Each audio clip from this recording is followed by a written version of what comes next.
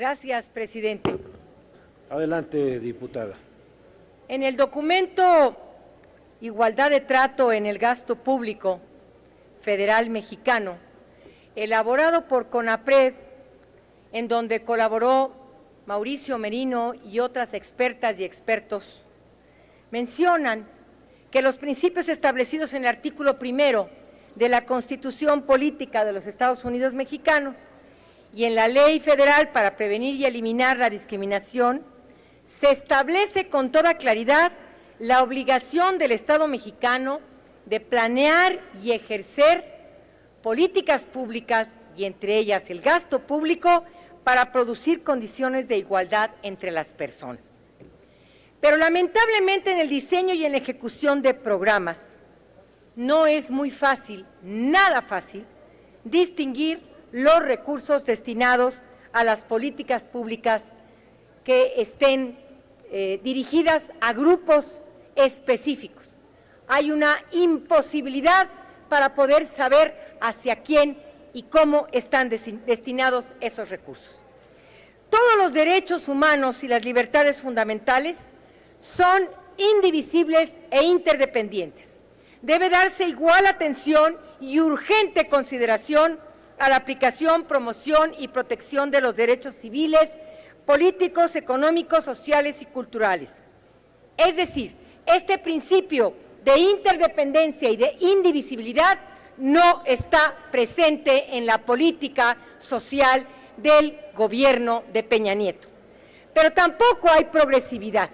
La progresividad es el compromiso que se tiene para adoptar providencias, tanto a nivel interno como mediante la cooperación internacional. Tampoco lo hay. Entonces, la posibilidad de ir avanzando gradualmente y constantemente hacia la más completa realización de los derechos es inviable en este proyecto. Así, este principio exige que a medida que mejora el nivel de un desarrollo de un Estado, mejora el nivel de compromiso de garantizar los derechos económicos, sociales y culturales. Esto no se visibiliza en el informe que ha dado el señor Peña Nieto. En términos llanos, el texto constitucional ordena a las autoridades del país a que dirijan su actuación hacia la protección igualitaria de los derechos de todas las personas sin ninguna discriminación, pero lamentablemente no ha sido así. A la desigualdad de trato se le considera como cualquier diferencia injustificada en el tratamiento que se ofrece mediante políticas, programas y acciones públicas hacia el conjunto de las personas que son titulares de los derechos que el Estado ha de garantizar. Eso lo propone el estudio de CONAPRED. Sin embargo, el proyecto y las acciones de Peña Nieto están basadas en la inequidad, en la invisibilidad y en la exclusión. ¿Por qué en la inequidad? Porque otorga recursos en forma diferenciada a un grupo de personas en situaciones vulnerables similares, sin que exista una explicación suficiente y razonable que consiga justificar tales privilegios. También es invisible. ¿Por qué? Porque cuando es imposible ver quiénes son los destinatarios potenciales del gasto público o cuáles son los objetivos específicos que se persiguen, pues hay una igualación de esos programas y en el resultado. Y por último, la exclusión. ¿Por qué hay exclusión en este informe? Porque los programas cuya población y cuyos objetivos son claramente identificables, lamentablemente en la práctica no están en este documento. Por ello, consideramos que es una ironía que la política social y económica de la comunidad indígena en México siga siendo el grupo discriminado con el mayor número de programas específicamente dirigidos y que posee el conjunto de programas con los mayores niveles de desigualdad de trato, como lo manifiesta el estudio de CONAPRED. Por lo tanto, no hay criterios de equidad, los objetivos y los resultados con los programas no fueron plenamente identificados, así lo dice el estudio. En la mayoría de los programas presupuestarios la población destinataria es invisible, no es cuantificable, no hay una serie de indicadores que nos permitan saber si una mujer pasó en el empoderamiento para frenar la violencia o no, si el crédito le dio mayor nivel de vida, si aquel estudio de salud le permitió un empoderamiento para frenar la situación de salud que tenía, o si el pequeño crédito al que fue beneficiaria le permitió cambiar su nivel de vida. Esto no lo sabemos ni viene indicado en el informe del señor Peña Nieto. Compañeras y compañeros, necesitamos mencionar que el México incluyente del que habla el segundo informe presidencial dice que el gobierno ha impulsado importantes reformas estructurales con el fin de obtener mayores recursos para atender la demanda social. Dice que es el tiempo de implementar un cambio en el enfoque de atención para generar una política social de nueva generación. ¿Qué es eso? ¿Quién sabe? Pero lo define como a los individuos como sujetos de derecho y no como receptores pasivos de las políticas públicas. Qué pena que definan esto en el informe y que sigan actuando precisamente como que la gente es un receptor pasivo de la política pública. No hay ningún cambio.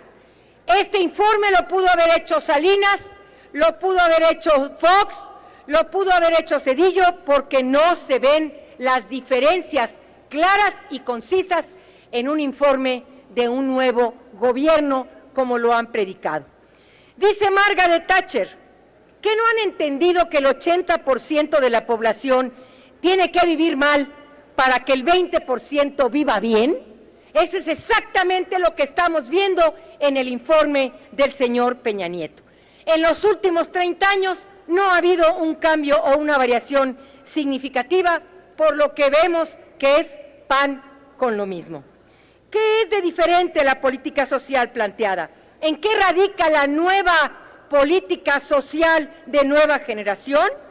No hay nada de diferencia, porque la matriz intelectual que le ha dado origen es la misma y no se pueden esperar resultados diferentes si se siguen repitiendo los ejes fundamentales que se encuentran ampliamente limitados. Ahora tenemos el Prospera. El Prospera se supone que va a avanzar en términos educativos para que un chavo o una chava no solamente terminen la escuela primaria, secundaria, preparatoria, sino que ahora estén endrogados toda su vida para pagar esa cuota educativa. Como las becas préstamo de las universidades. Los chavos y chavas piden una beca préstamo y cuando salen le deben al mundo entero y su ingreso no le da para pagar. Y la beca préstamo tardan 15 años para poderla pagar. Es exactamente lo que va a pasar. Pero lo más lamentable es que nunca había habido en este mundo un país que presuma la pobreza como lo ha presumido el gobierno de Peña Nieto.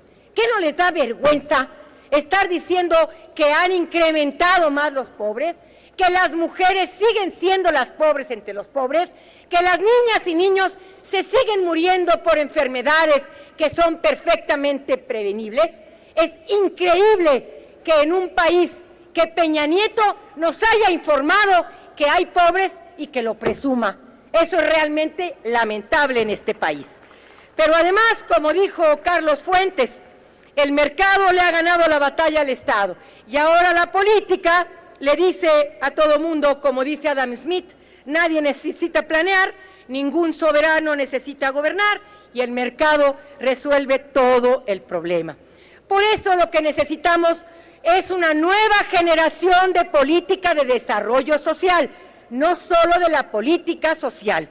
En México no se ha recuperado la noción del Estado como aquel que garantiza los derechos universales, no se ha reconstituido el Estado social, no se ha prohibido la privatización de la salud, de la educación, del agua, no se han frenado los feminicidios en este país, pero eso no importa. Nosotras somos ciudadanas de segunda generación, o de segundo plano, y no importa si nos seguimos muriendo. Por eso necesitamos que, a pesar del Seguro Popular, de las becas a madres solteras, de las oportunidades o del Prospera, de las ollas comunitarias, de las empresas productivas que truenan al año de su inauguración, tenemos un bienestar mercantilizado. ¿Quiere usted estar bien? Pues entonces adquiera sus bienes en el mercado. Por eso, compañeras, compañeros, preguntamos, ¿qué mecanismo del Estado han diseñado para estabilizar los precios de los alimentos? ¿Alguien nos puede decir cuál es y cómo le hacen para diseñar el alza de estos alimentos? Señoras y señores, nos van a decir ustedes que con las reformas estructurales todo va a cambiar. Y lo volvemos a decir desde esta tribuna. Dejamos ir la posibilidad de construir un Estado soberano que, antes que satisfacer las apetencias desorbitadas del capital transnacional, hubiese satisfecho el apetito de los más de 50 millones de pobres que tanto cacarea el gobierno federal. Esa es la principal obligación y se ha rendido ante ella. Por eso, tratemos con mayor enfoque, con mayor respeto, el enfoque de derechos humanos en la política pública, para que los derechos sociales vayan tomando carta de ciudadanía en la vida cotidiana de las y los mexicanos. Sigue siendo un Estado fallido, lo ratificamos. No hay menos violencia, no hay una mejor educación para las mujeres, no hay una interrupción legal del embarazo en este país. Y en el presupuesto federal que hemos analizado durante 6 meses, ha sido un largo y tortuoso camino que una mujer acceda a un pinchurriento crédito de 5,000 pesos, donde la SEDATU le pone a una microfinanciadora para que venga desde no sé dónde a tomar un taller y regrésate por el documento y vuelve a venir por pinchurrientos 5,000 pesos. Hacen un relajo para que esa mujer, en lugar de cocinar unas tortillas en la esquina de una colonia, pueda tener un techito. Ha sido un fraude el programa social de Peña Nieto. No es cierto que las madres jefas de hogar han mejorado su calidad de vida. No es cierto que el transporte es mejor. No es cierto que las carreteras son lo máximo. Y no es cierto que la pobreza se ha disminuido en este país. Somos un Estado fallido porque le ha fallado a su gente y le ha fallado a las personas que tienen mayor situación de vulnerabilidad. Las y los pobres siguen siendo más y ahora se presume eso en un informe de gobierno. Gracias. Cámara de Diputados, 62ª legislatura.